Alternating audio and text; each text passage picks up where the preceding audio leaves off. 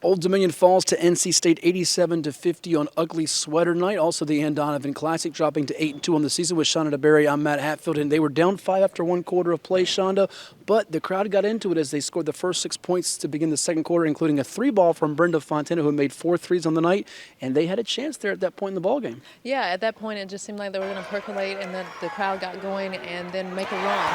And then, of course, then the NC State, the number 3 team in the country, really showed and came out why they're the number 3 team in the country. And they showed why. At 36-21, the halftime lead for them. They increased that lead up to 41 points in the second half. It was a raucous atmosphere here at Chartway Arena 5 days before Christmas. 3,874 saw it, and I think both teams in a lot of ways fed off the crowd. Obviously, Old Dominion, the home team, but also with NC State having a local product from Virginia Beach, Virginia's Princess Anne High School, and Isaiah James. Yeah, and that was really good for her to be able to come back home. I'm sure that her family and friends, loved it, and she loved being here.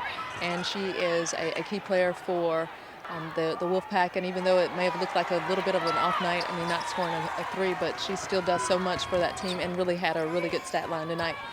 It took the Monarchs from up 1 to down double digits in the blink of an eye. They went 1 for 22 from the field. How much of that was settling for jumpers, but also this talent went out with NC State having so much size, athleticism across the board? Well, I think a little bit of both. The size for sure was a dominant factor, but settling for jumpers and just kind of being baited into that type of thing. But I think as time and experience and still cohesiveness comes together for this team, that they're going to figure out that there are better shots to be had, and I'm sure when they go back to the drawing board, that is something they'll reflect on. Wolfpack outscored the Monarchs 30-14 in the painted area, also a 22-0 advantage in fast break points. One positive, the debut of Jenny Wamsley for Old Dominion, which will add to the depth as they move into conference play coming up. Yes, that's going to be huge because she's ready to mix it up, and she gives them more size inside and the physicality as we move into conference play.